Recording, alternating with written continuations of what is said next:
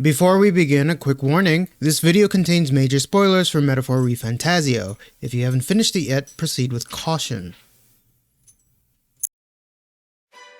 I created this channel as a place where I could store my thoughts and express myself creatively, as well as a way to reconnect with the genre of games I grew up on, and now struggle to play.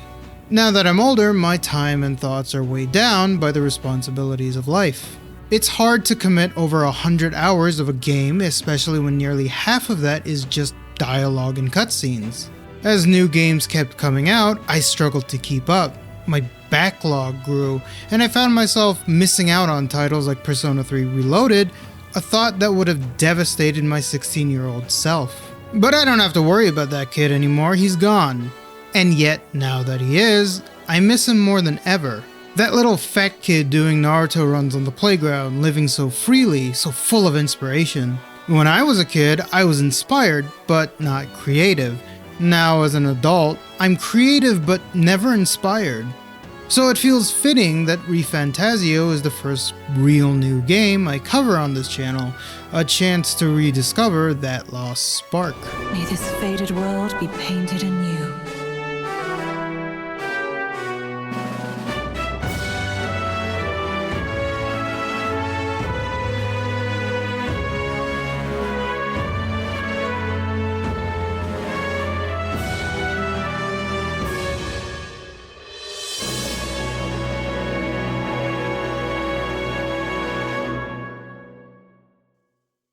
You know, before ReFantazio, I was actually planning on making a video on Persona 3 Portable, since it was the next game I had fond memories of after Persona 4.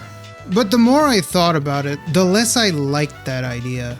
As I mentioned before, one of the main reasons I started this channel was to get back into playing and finishing JRPGs. Rather than continuing to reminisce about the good old days, I wanted to take a bold step forward and play the newest big Atlus title. The game that was nominated for 6 awards at the 2024 Game Awards, including Game of the Year, and won 3, though not Game of the Year itself. This is all to say, aside from the Pokemon games, if you want to include that or not, I don't think I've actually completed a JRPG since Persona 5. That might have been the last one I even touched until now. So I went into ReFantazio not knowing what to expect. I also played Fire Emblem Three Houses, but only one route. I don't know if that counts. I count that. To begin, the game is set in a vast kingdom within a fantasy world. This kingdom spans the entire continent and is a home to a variety of unique races. Elves, bat people, cat boys, horn guys, girls with wings, three-eyed islanders, big googly-eyed kids, and old people. Pokemon! And then there's you, normal. That's right, out of all the wildly creative fantasy races to choose from, you're stuck with being the most mundane option, the white toast of the races. When people think of spices, you're salt. And to make matters worse, the kingdom operates under a strict class system where your social standing is directly tied to your race. They're racist, basically. From what I gather, the hierarchy of races looks something like this, and you're at the bottom, for you guys ironically being the most weird. The game kicks off with a dramatic cutscene featuring the main antagonist, Luis, a guy who looks straight up like Griffith from Berserk. God, he's so hot. As he monologues about how the kingdom, once built on noble ideals, has rotten into something imperfect and grotesque. He plunges a knife into the king's chest, declaring himself the herald of the New World Order. The scene then shifts to the kingdom's top-ranking officials gathered around the lifeless body of the king, debating who done it, while also providing more context on the kingdom's current state. The first question on everyone's mind: how was this even possible? The king's magic was so powerful that any attack towards the king should have automatically been deflected. The other major issue: the throne is now vacant. The king's only heir, the prince, was assassinated years ago, leaving no direct successor. With no clear ruler, the kingdom teeters on the brink of chaos, and a new leader must be chosen. quickly. The game then introduces us to the protagonist and his companion, the fairy Gallica. Oh, by the way, there are fairies in this world, but I have no clue if they're considered part of the kingdom's racial hierarchy. I think it's just that they don't care about anything that happens in the kingdom. They're everlasting, completely free, and no one can enforce their will upon them. It's kinda hard to claim superiority over someone who doesn't acknowledge your existence and has absolutely nothing to gain from you. We all clear? Good. Anyway, the hero and Gallica arrive in the capital city under the guise of soldiers looking to enlist, but in reality, they're members of a secret group working behind the scenes to hide and support the prince. Surprise! The so-called assassinated prince? Yeah, he's still alive. But there's a catch. He's under a curse that slowly drains his life away, day by day, and time is running out. Your mission? Make contact with the agent in the capital city and proceed with the next phase of the plan. Kill Luis. After the curse was placed on the prince, his allies did everything they could to find a way to undo it. He was even examined by Saint Rella, the kingdom's most knowledgeable expert on magic. But despite her help, even she couldn't break the curse. However, she did leave them with two possible solutions. Find a physical copy of the spell. With the original incantation, they may be able to study and reverse it. Or kill the caster. Eliminating the one who placed the curse should break it. After the hero's party meets up with the contact in the city, Grius, he reveals the caster's identity as Luis. With no leads to the first option, the choice became clear. Luis had to die. On the day of the king's funeral, Grius bonded with his little girl, vowing to return safely and promising they would all come back. Grius would then sneak into the royal guard while the hero's party were tasked with creating a distraction in the crowd, giving him the chance to slip in and charge Luis with a butter knife. And of course, they fail. I mean, what did you expect? The game practically had a neon sign foreshadowing Grius' death, the only character we could inform a social link with, and if he had succeeded, that would have been the end of the game. Still, as obvious as his fate was, I don't think anyone expected how it would happen. Just as Grius charged, literal chains from God stopped his attack, and then a giant rock with the dead king's face on it ascended to the sky, where it would announce a tournament for the throne, not the guy who killed him, and whoever can amass the most support from the populace within a year will be crowned king and bestowed the former king's power. This shit was so surprising, even the bad guy was taken aback. Speaking of Luis, it's getting hard for me to take him seriously at this point. The game builds him up as this brilliant general, always 3 steps ahead of everyone. Luis Gearburn, a prodigal tactician and a master of Magla arts. By your age, he was not only a master tactician, but damn near an archmage besides. And yet, after he crashes the funeral, stomps on the king's grave, and basically admits to the murder, he acts completely shocked when someone tries to kill him. Like, look at him! He genuinely wasn't expecting this. For a moment, it seemed like Grius was actually gonna get him. With the original plan a complete failure, the hero and his team enter the tournament, hoping to get another chance to get close to Luis and finally dispel the curse left on the prince. So, with that in mind, you and your party set out on an adventure, helping people, increasing your support, and strategizing your next move against Luis. All of this must be done within a set time limit, forcing you to juggle between combat and leadership development. You'll also need to cultivate your kingly qualities, intelligence, courage, understanding, etc., while also strengthening your bonds with your followers and spending time with them. And of course, there's also that mysterious room only you can enter where you go to strengthen up your power and...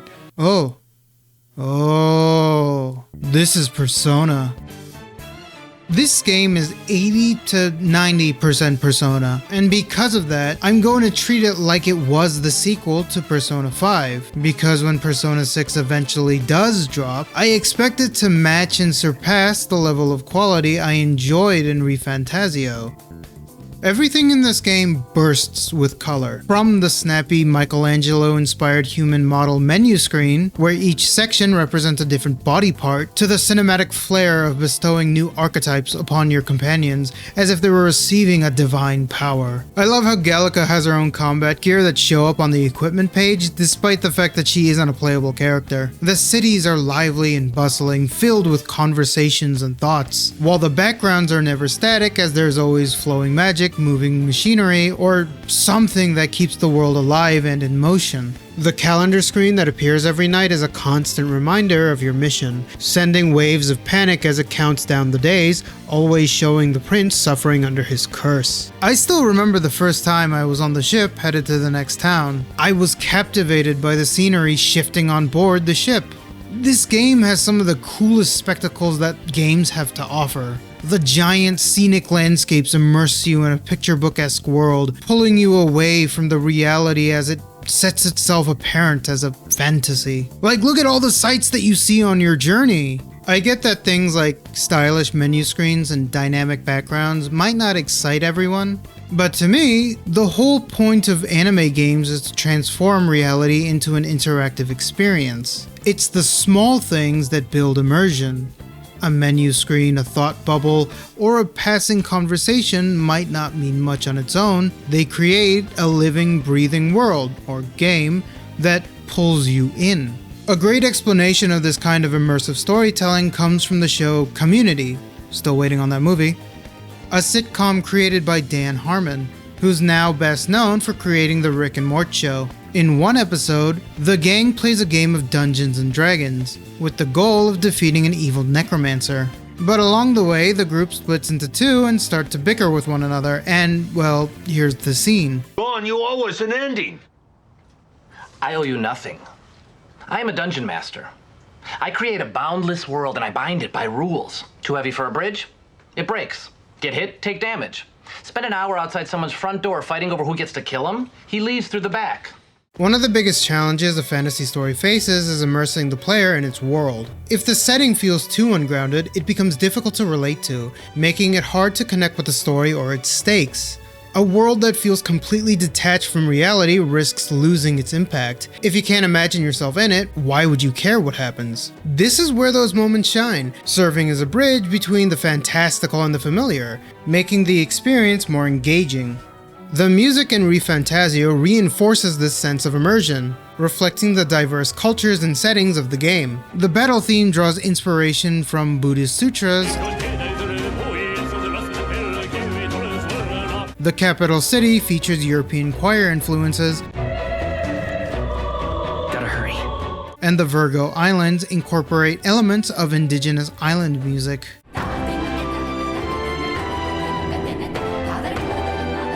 While the soundtrack might not hit as hard as Persona 5's, which is a monumental feat to surpass, it excels in carrying the game's tone and atmosphere through the journey. The ReFantazio soundtrack feels more akin to a film score, with each track crafted to enhance pivotal moments and evoke specific emotions.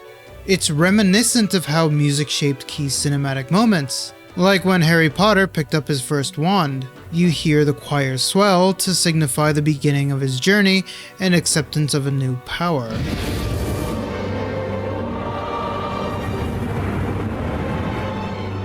Or when Gandalf arrived with reinforcements at the end of the Two Towers, where triumphant horns and trumpets shattered the bleakness of battle, signaling hope and a turning tide.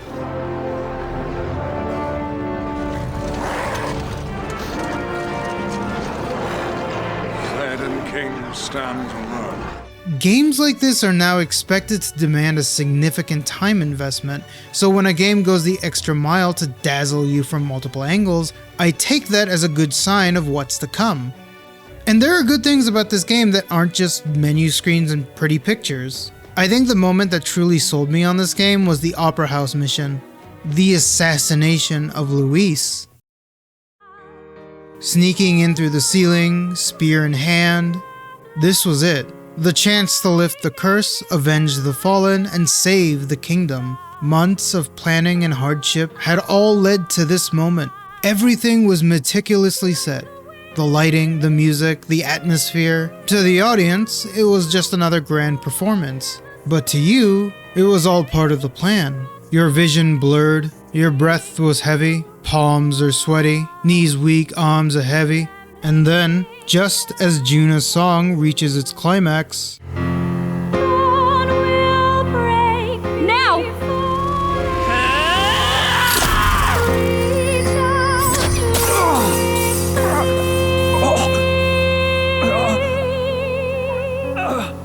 seized the moment and you took the shot.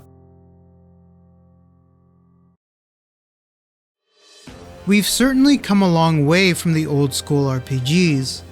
Gone are the days of random encounters, mandatory grinding, and the slow, methodical pacing that once defined the genre.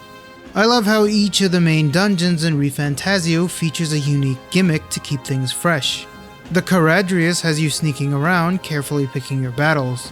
The Dragon Temple is a labyrinthian puzzle where you must solve riddles to progress. And the Opera House plays out like a heist mission requiring precise planning and execution. I also appreciate how the game streamlines combat. Weak enemies can be defeated right in the overworld, eliminating the need for unnecessary battles. The addition of action to combat adds another layer of strategy, allowing you to gain an advantage over stronger foes while dodging their attacks to prevent them from gaining the upper hand. And after every mission, you and your party return to the inn to share a meal, discussing the details of your journey. It's a small but meaningful touch that reinforces the passage of time and deepens the bond with you and your allies. One of the things I really appreciated in Persona was how the choices in the overworld were directly tied to combat mechanics. Strengthening social links unlocked new bonuses, better personas, and even perks in battle, all of which were further gated by social stats, making even the least interesting social links feel rewarding in some way. ReFantazio takes this idea and pushes it even further. Almost everything you do in the overworld feels like it feeds into something else, making every action feel meaningful. The best way I can describe it is fluidity. Everything flows together in a way that makes sense. On your journey, you explore breathtaking locations, each packed with history, which increases your wisdom. Then you take those experiences and share them with Maria, Grius' daughter, who dreams of seeing the world. Progressing her bond upgrades her archetype, the healer, but at some point you'll need enough tolerance to continue her story. So you spend nights on the road keeping watch with Heisme to increase your tolerance. During these night watches, you'll also engage in combat to fend off enemies. So your decision to improve tolerance not only advances the story, but also earns you EXP and money. Speaking of money, one of the social links is a merchant who hires you for a job.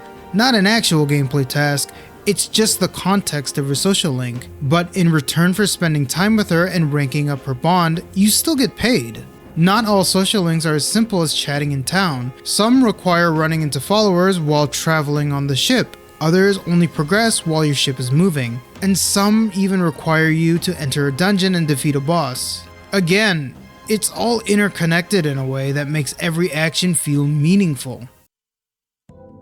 Characters and choices no longer feel as static as they once did, and I love just how far the genre has evolved, making this game feel like a modern JRPG. But because I appreciate how much has improved, I can't help but feel frustrated by the areas that still feel oddly reserved or out of place. For one thing, the protagonist of ReFantazio is fully voiced. He's not a silent, expressionless character where you have to infer his personality through dialogue options like in the previous games. He has a defined presence in the world, but despite this, he doesn't get that many lines in the story as you might expect. Other characters constantly speak on his behalf, which makes me question why they even bothered giving him a voice in the first place. Hulkenberg, I am absolutely not old-fashioned or stubborn. He didn't even finish. The combat also struggles to set itself apart from Persona. They added a formation system where characters in the front take and deal more physical damage while enemies become more aggressive towards them. But honestly, it doesn't add much as you can freely move characters in combat without taking a turn. And most of the time, I just ended up spamming magic anyways. The archetype system is different from Persona, and I do think it's cool that you can customize your archetype with skills from other ones, kind of like creating your own class. But again, my issue is how reserved it feels. At most, you can inherit only 4 skills total from all the other archetypes a character has learned. And you still have to unlock the ability to inherit those skills by progressing through the associated follower social link.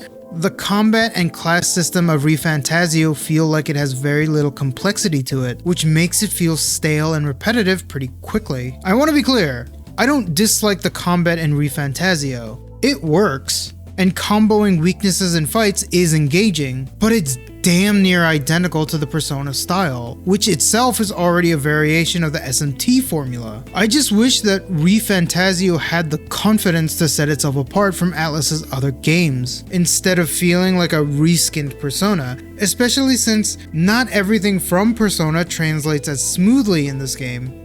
Take social links for example.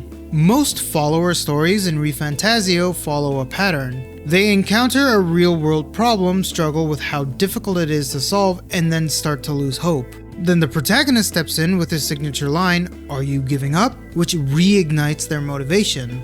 Suddenly, they find the strength to push forward, usually resolving the issue by delivering an impassioned speech under a spotlight, killing someone, or sometimes both.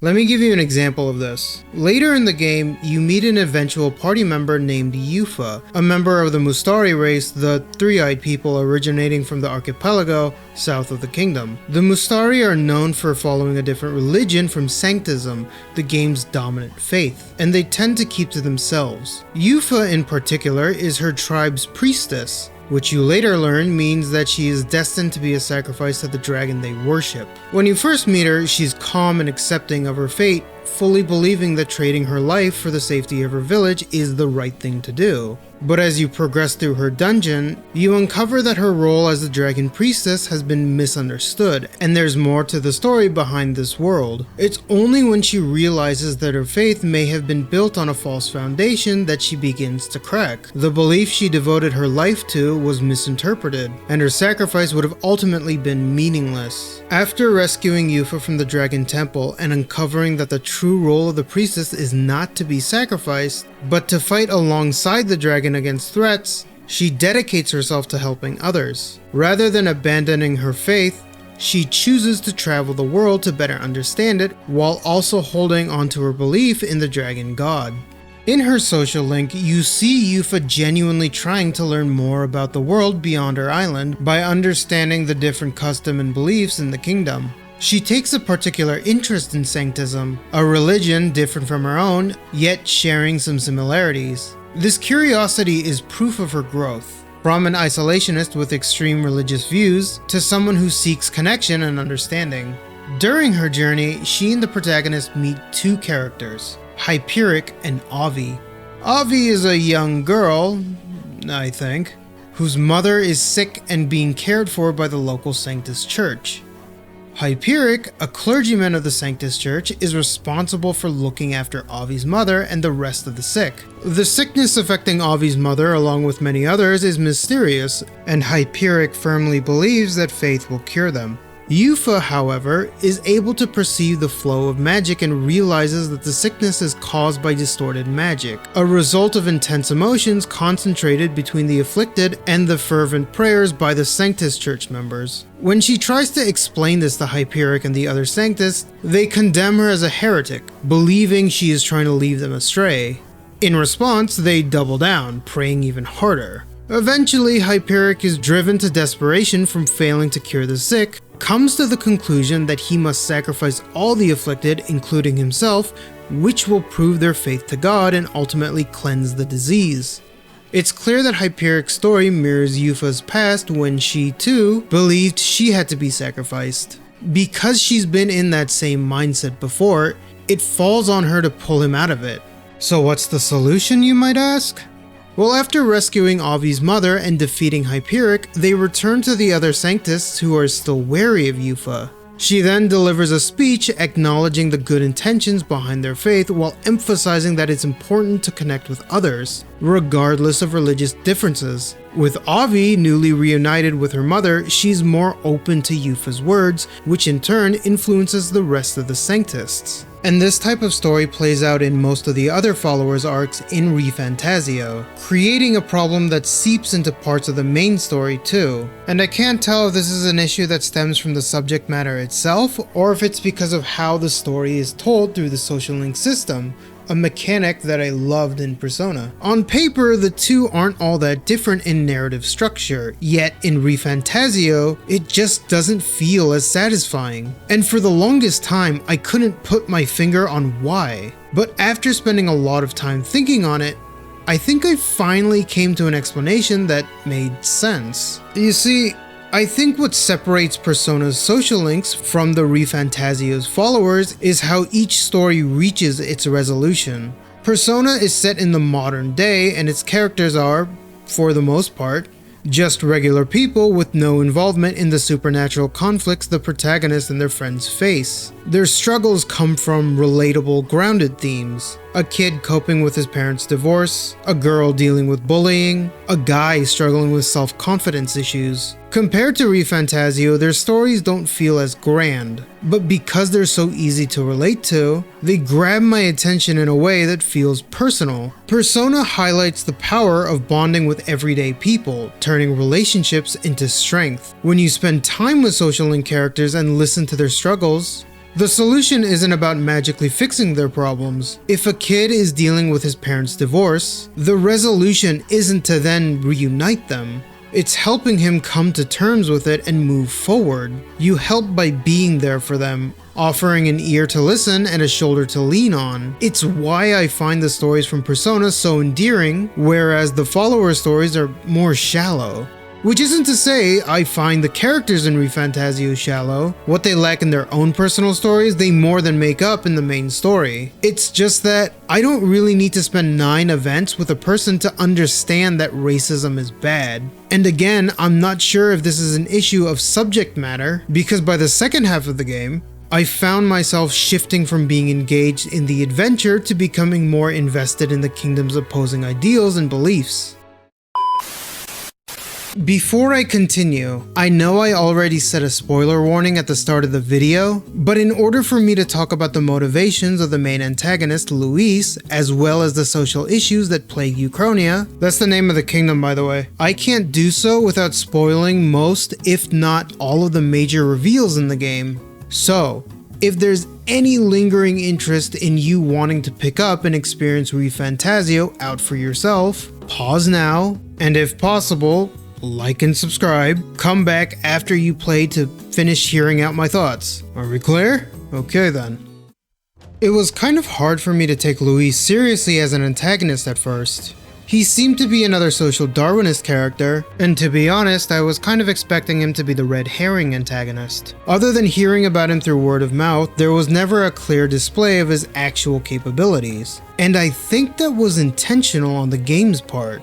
The main contenders for the throne are Luis, Forden, and of course the protagonist, later on at least, with Forden leading for the first half of the game. But as you travel across the kingdom, you quickly realize how concerning that is.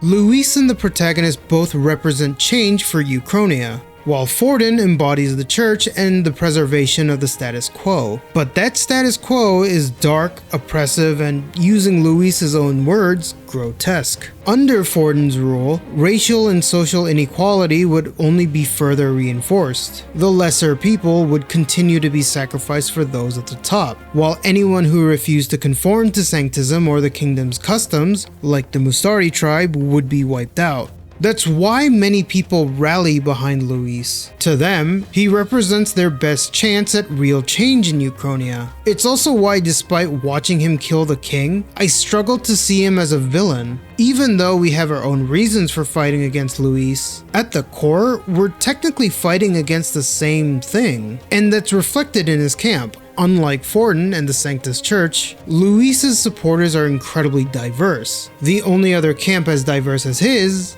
is yours.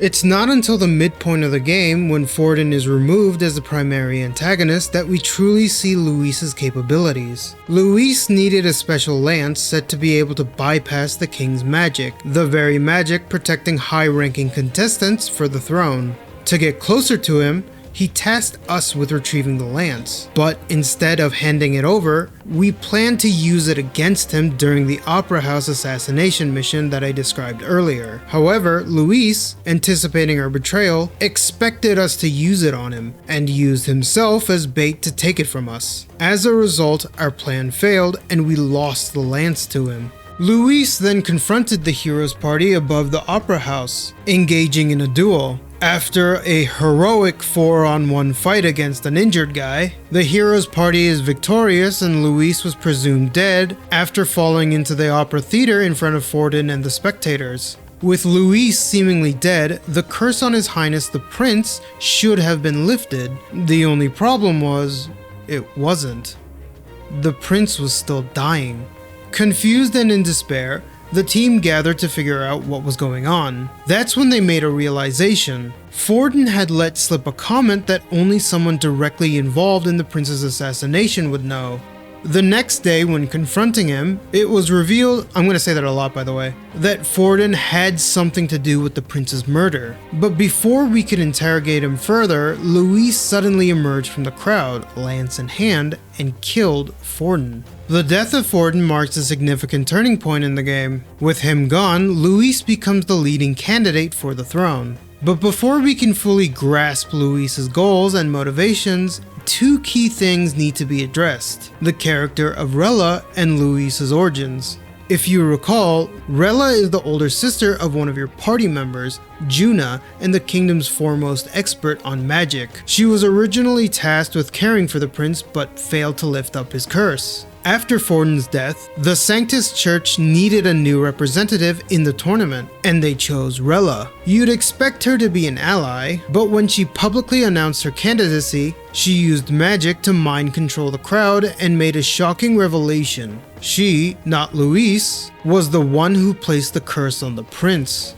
Rella actually serves as an interesting foil to Luis. While Luis stands on the mindset that equality is something that judges everyone, and those who are strong will prosper in the new kingdom, and those who aren't will perish regardless of race, status, or background, Rella seeks to shelter and control people, taking away their fears by force. She envisions a world where people are protected from harsh reality, even if it means stripping them of their freedom. Her argument is that, despite the corruption at the top of Sanctism, the religion itself provided comfort and refuge to those who needed healing, the very people Luis would sacrifice for his ideal world. To Luis, they are necessary casualties for progress. To Rella, being weak is not a sin, and she fights for those who can't fight for themselves. It's a shame that we don't get to see those two ideals clash for so long, as almost immediately after revealing her role in the prince's assassination, she is defeated by us. Before dying, she reveals the true reason for her role in the prince's assassination, confessing that she never wanted to do this but was blackmailed into doing so to protect her adopted sister, Juna. Her antagonism towards the party served two purposes. First, to test their strength and see if they were truly ready to face Luis, though this feels like an excuse to justify her boss fight. And second, to atone for her role in the assassination. I can suddenly begin to see her point of view through this. You see, in Juna's social link, she tells you of the time from before she was adopted into Rella's noble house. She was a slave, and when she would be punished, she would be tied to a tree out in the middle of the forest, starving and cold. The only thing that gave her the will to survive was singing. This eventually led her to get adopted into Rella's house, but I believe this is her point. If Luis was to have created the world he wanted, people like Juna would be sacrificed. Rella, having grown up as the daughter of a noble house, was always treated as a political tool, her own dreams and desires secondary to her duty. But when Juna came into the picture, she saw hope in her, as Juna still had the hope and drive to chase her dream and become a worldwide singer, something Rella lost. Watching Juna pursue her future gave Rella hope again. As such, her beliefs stand opposed to Luis, who views strength to be equal to righteous, and weakness to be evil. Despite not caring much for the title of saint, Rella arguably lives up to it, embodying a belief that the protagonist will later be forced to confront. It's a shame she doesn't play a bigger role in the Tournament of Kings, as I would have loved to see her ideology clash head-on against Luis. With Rella's sacrifice, the curse is finally lifted, leaving only one final task: defeating Luis and instating the prince as the rightful heir to the throne. But before her death, Rella leaves a cryptic and ominous warning about Luis's true intentions, stating that his vision of utopia is a world filled with humans. I suppose now is the time to talk about one of the key plot points in ReFantazio. Throughout the game, there are references to the modern world. The book the player carries describes a society with a democratic government, religious freedom, and get this, no racial discrimination. Ruins resembling real-world buildings are scattered across the land, and mysterious monsters known as humans roam the world. Eventually, it becomes clear that ReFantazio isn't set in a fantasy world in the traditional sense, but a post-apocalyptic one. Fun fact, many of the human enemies are designed after real-world artwork, with a heavy influence from 15th to 16th century Dutch painter Hieronymus? With a heavy influence from 15th to 16th century Dutch painter Hieronymus Bosch, with even some being a direct one-to-one copy. Luis manipulates the fear of human attacks to rally support for his cause, and is even able to trick the citizens of Uchronia that you are a human in disguise thanks to your superstitious Elda heritage. As a result, the hero party is forced to retreat to the hidden village of the Elda, where the prince is supposedly being kept safe. But by the time you arrive, it's too late. Luis has already sent an assassin, and the prince has been killed. The all is lost moment! Just when all seems lost, one of the game's biggest plot points is revealed, that you, in fact, were the prince all along, or rather, a part of him. From childhood, the prince was captivated by a fantasy book that depicted a world where people elected their leaders, had religious freedom, and could shape their own destinies. These ideas planted within him a deep yearning to escape his fate and explore the world. Not as the prince, but as an adventurer. With the help of his late mother's spirit, the former Elda Queen, his soul was separated from his body and placed into a magical vessel. His own sort of D&D character, so to speak. This was the true identity of the protagonist all along. Now, with body and soul reunited, the prince is reborn, unlocking his noble archetype, the prince. With newfound resolve, the hero's party departs, preparing for their final battle against Luis. But before that, they uncover more of Uchronia's hidden history, specifically the origins of the world and the truth about the Elda. A long time ago, modern civilization, or rather in the game's timeline, the ancient civilization, discovered a new energy source in the form of Magla.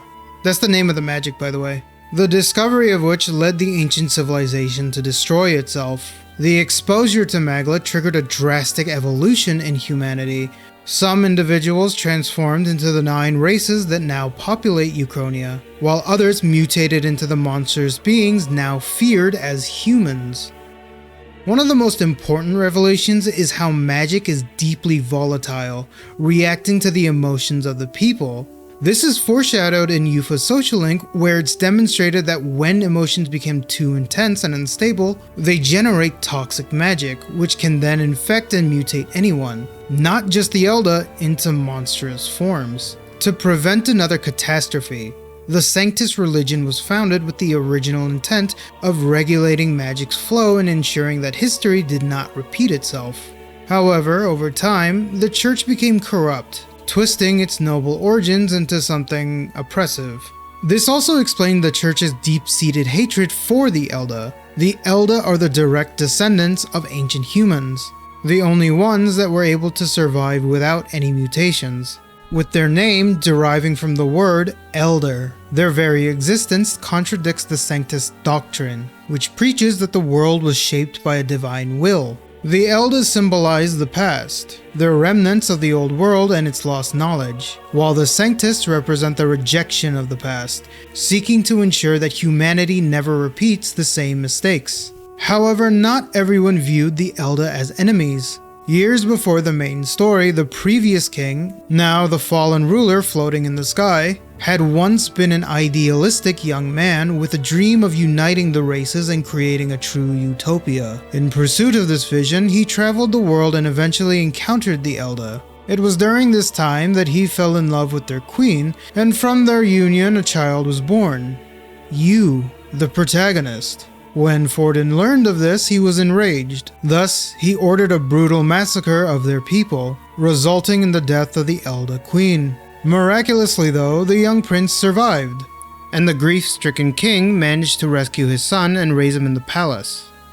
But we all know what happened afterwards. The trauma of losing his wife and son broke him. The once hopeful dreamer became a nihilistic, despondent ruler, nothing more than a puppet king, while Forden and the Sanctus Church shaped Uchronia into the kingdom it is now. And with the full truth revealed, the hero's party marches forward for their final battle against Luis and the future of Uchronia. My opinion on Luis certainly evolved over the course of the game, largely due to his immaculate English voice acting, which delivered some of the hardest lines in the game. My name is Luis Guiaburn. I am the rightful king, he who will forge anew this unworthy country into a utopia. Attack in any number, wield any weapons, but fight with your very lives. If you live by a creed, show me its strength.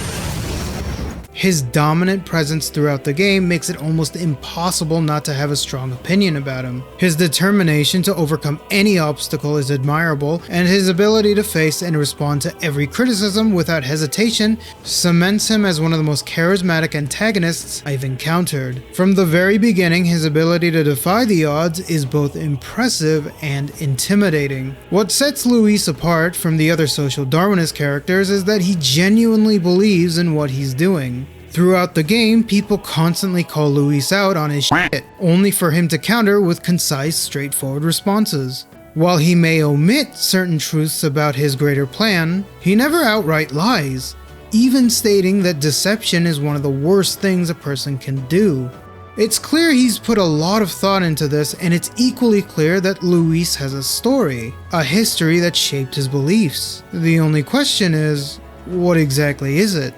In the final stretch of the game, you return to the capital city to find that Luis has all but taken the throne, awaiting the final day of the tournament when the power of the king will be bestowed upon him. The city is bleak. The sky is painted red, the magic that normally surrounds the world is abnormal and discolored, and society is teetering on the edge of fear and anxiety. It's hard to believe that this is the world that Luis wanted. After all his talk about creating a utopia and criticizing the old regime, things have just descended into anarchy. If this was the kingdom that he wanted, not only would that be lame, but it's cringe. The game then cuts to Luis speaking with the spirit of the old king. He criticizes the king, but also weirdly empathizes with him, acknowledging while the king was too weak to achieve his dreams, it was an impossible task to begin with given the nature of people. In one of the game's final reveals, Luis removes the horns from his head, exposing the truth that just like the protagonist, he is in fact an Elda. Oh, and for those saying that this makes him a liar, he never once claimed to be a Clamar. So technically, he never lied. Luis was there when the previous king came to the Elda village, listening to his dreams of creating a utopia. He was there when Forden sent his army to raise the village, watching as his friends and family burned to ash. And when the king returned to rescue his son, Luis followed him back to the city, hoping to aid in realizing that dream. But as the king's determination waned with the loss of his family and the corruption that spread throughout the kingdom, Luis changed. The king, abandoning his ideals, left Luis feeling betrayed. Yet, even if the king had given up on his dream of creating a utopia, Luis refused to do the same, vowing to bring his vision to life, no matter the cost.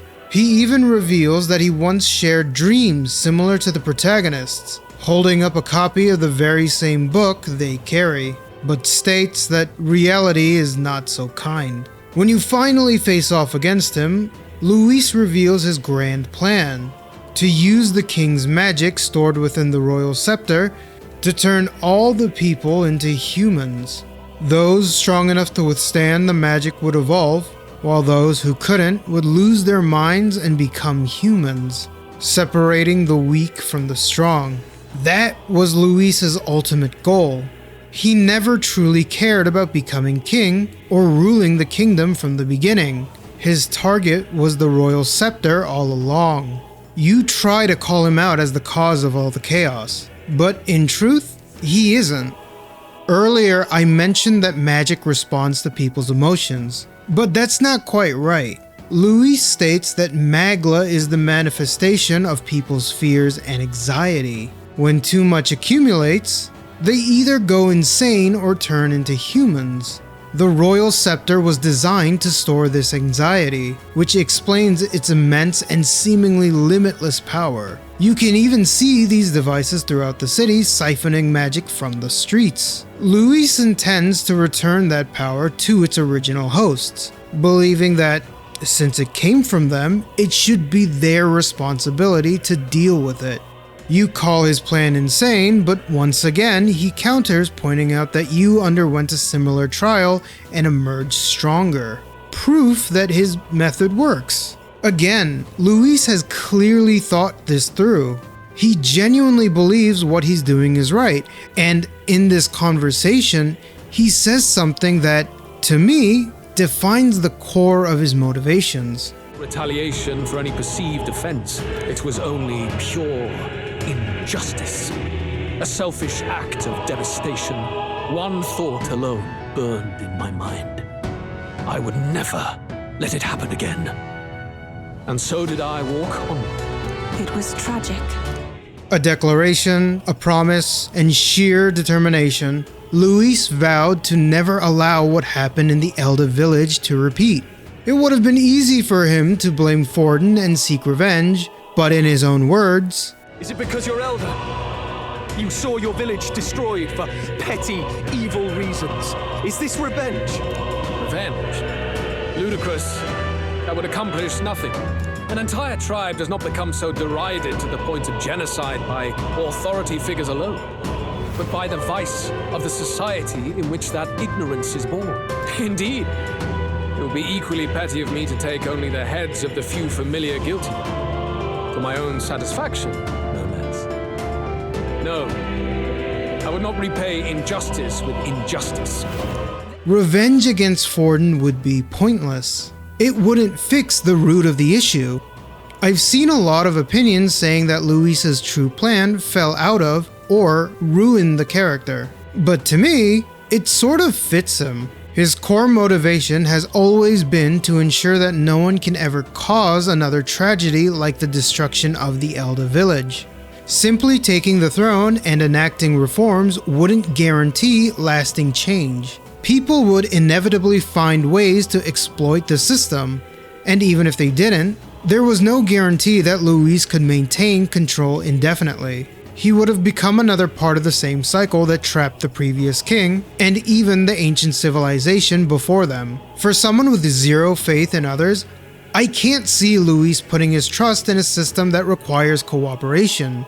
That, to me, would be more out of character. No. For his vision to become a reality, society itself would need to be fundamentally reshaped. Through that lens, his plan actually makes sense. In Luis's new world, if the right people aren't in the right places, everyone dies. It's a system that constantly weeds out the weak-minded and rewards the strong. In this world, everyone has an equal opportunity to pursue their own path, regardless of origin or belief, and corruption becomes a luxury, something nearly impossible to sustain. It's crude, but in its own way, yeah, it fits the definition of a utopia. But you know better. Metaphor ReFantazio is a story about facing one's fear. The game is set in a time of widespread monster attacks and an uncertain future, with no clear leader to guide the people. Divided over who should lead them, their anxiety is reflected through the streets and the sky itself. The antagonists represent how people go about handling society's fear and anxiety. Forden manipulates this fear, fueling distrust, superstition, and paranoia, while siphoning magic for his own use. Rella, on the other hand, soothes the people's fear by placing them in an eternal dream, but at the cost of their free will. Luis, however, believes that burdening other people with your fears is not only a sign of weakness, but a sin. He envisions a world where people must take full responsibility for their emotions. Those who can control them will earn the right to wield magic, while those who cannot will mutate into monsters. When anxiety runs high, any of these choices can seem appealing. Anything to stay sane. Magla is a metaphor for emotions. Surrender to them completely and you risk becoming a monster. Learn to control them and you can harness their power, just as the hero and his party do through the archetypes. You represent a different way to confront fear. Not through isolation or suppression, but through connection. While Luis enacts his plan, you travel the continent helping people. They confide in you, sharing your frustrations and anxieties, and together you find ways to overcome them. Yes, you witness the corruption and superstition that led Luis to reject society, but you also meet people who share your dream. People just as frustrated, just as desperate for change, yet still willing to believe in something better. And when the world spirals into a panic, it is your followers who remain sane. They calm the chaos, rally support, and stand by you. This is the very opposite of what Luis believes in. He represents what happens when fear takes over, when you're no longer able to trust anyone. It's a message that underscores the importance of not giving in to fear and staying connected. That's why I find Rella and Luis so interesting. Their solutions stem from a mindset that they alone must shoulder the weight of the world. So when you're given the choice to abandon reality, to escape into the comfort of an idealized dream, you refuse. There's still work to be done. There are still people who depend on you. And so, for the last time, you face Luis. Just as Luis once said, you've overcome a lot since you first stepped into the capital city. You're no longer alone. You're ready now. No longer a boy, and more than a prince. It's time to be king. And with that,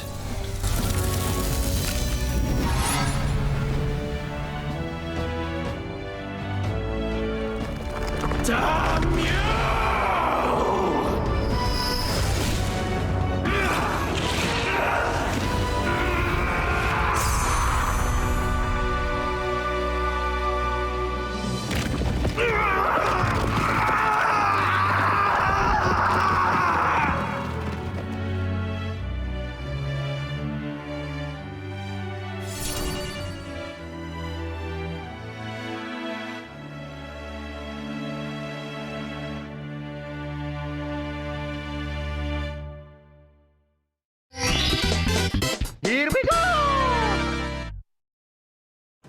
years pass, and the kingdom is slowly healing from the events of the Tournament of the Throne. While your reign as king is largely accepted, there are those who aren't entirely pleased with your rule.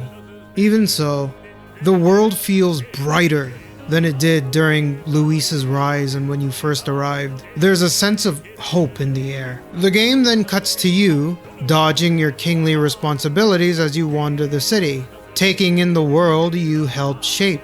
The streets are bustling with familiar faces, former rivals for the throne, past enemies, and the followers you made along your journey. Your companions have taken on honorary roles within the kingdom. Diplomatic meetings are held regularly with leaders of neighboring cities and towns, and even the remnants of the Sanctists who lost much credibility during the tournament are doing their best to serve their ideals and earn back the trust of the people. It's a fitting epilogue, a "where are they now" moment that lets you reconnect with all the people you met along your journey, offering closure before the credits roll. But just before they do, you and your companions board your ship, setting off on one final adventure to see the world beyond the borders of the kingdom.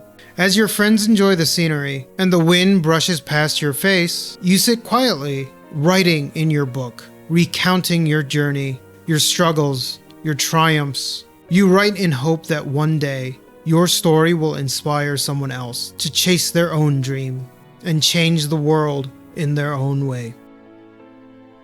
If you couldn't already tell, I really enjoyed Metaphor ReFantazio. It was a fun adventure that both paid homage to and reimagined the classic fantasy setting. It took me back to my childhood, playing Final Fantasy IV on an emulator, experiencing the thrill of boarding an airship for the first time and opening up the world.